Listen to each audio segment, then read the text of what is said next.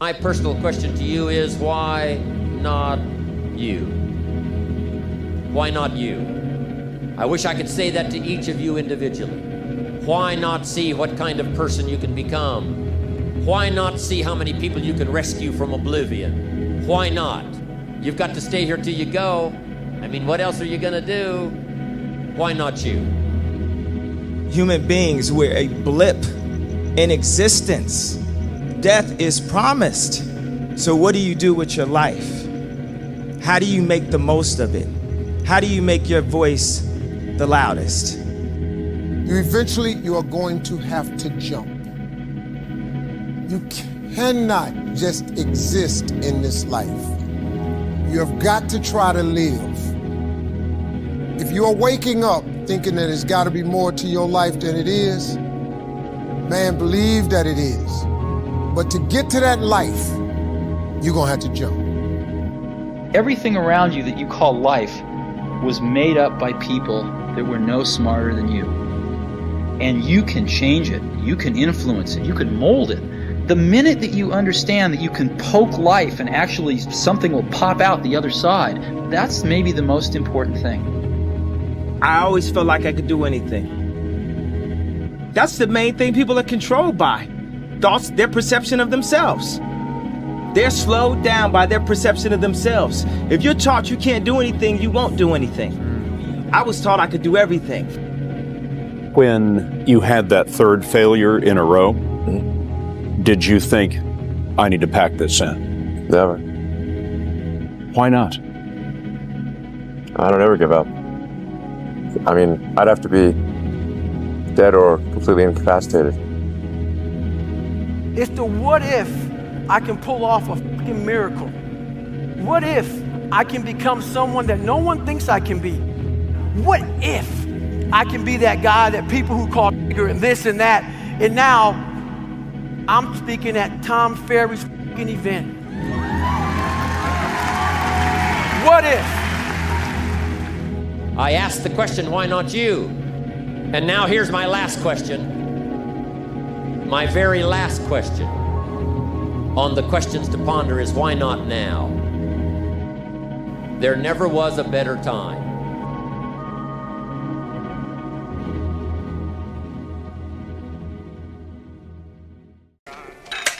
I don't want to live in a hole anymore. It makes me feel poor. We are poor, but we're happy. Come see, come sa. Anyway, the views are better above ground.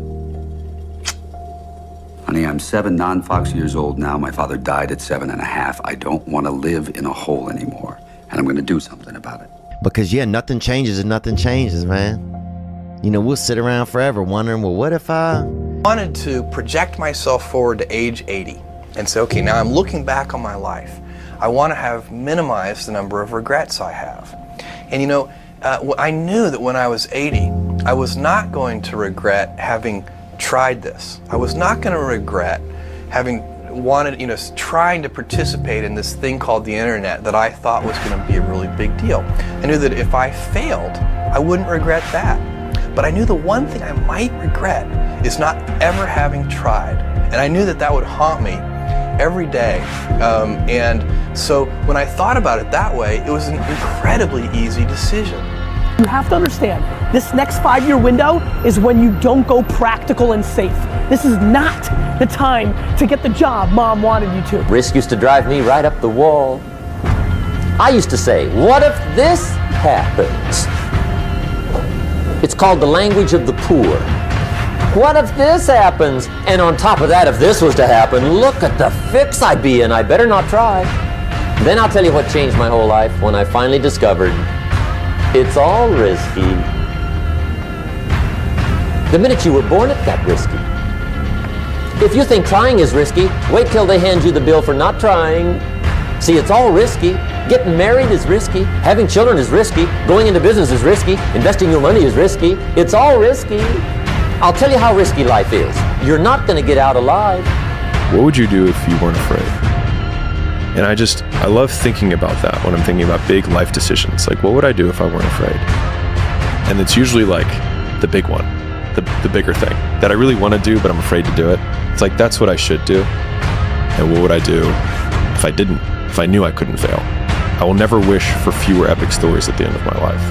And I've never regretted failures. I've always regretted things that I didn't try. A lot of times when it's like we have this anxiety around this big decision we have to make, if you actually take the step and realize that it's not death, you're not going to drown immediately. There's plenty of other steps you can take from there, even if you get a little wet. Well, you should be afraid of taking risks and pursuing something meaningful. But you should be more afraid of staying where you are if it's making you miserable.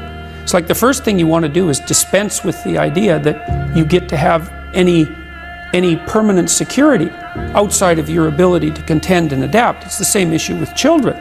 It's like you're paying a price by sitting there being miserable. And you might say, well, the devil I know is better than the one I don't. It's like, don't be so sure of that. The clock is ticking.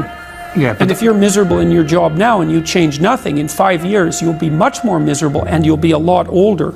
Just get a stable job, just get an easy job. Don't go too flashy, don't go too crazy, don't go too risky. There isn't any risk. That's what people don't understand. There is no risk when you have nothing. When you're a peasant-ass brokey, you have no risk, nothing. The risk is living the life that you currently are living. Yeah. Just shut up and let me enjoy this pain.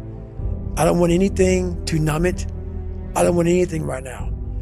Those times when you get up early and you work hard, those times when you stay up late and you work hard, those times when you don't feel like working, you're too tired, you don't want to push yourself, but you do it anyway. That is actually the dream.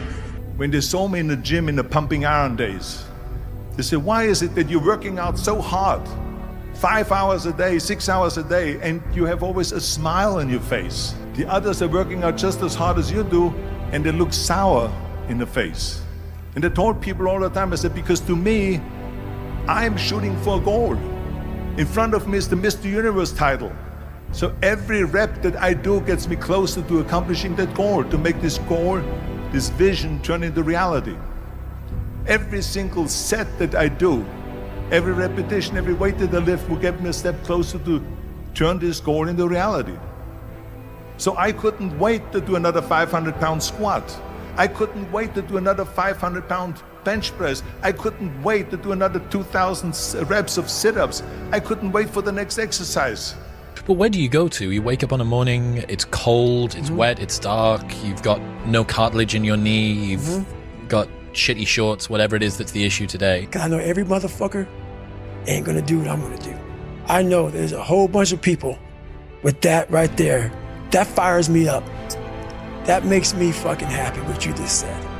That brings joy to my life right there. Why? Because I know there's so many people that have the ability and just refuse to get off that couch. Refuse to study a few more hours. Refuse to go deeper, to go further. And that's where I gain the advantage. It's so easy to be great nowadays, my friend, because most people are weak. I get happier about the harder it is because I know that no one else will follow. It's a selection effect.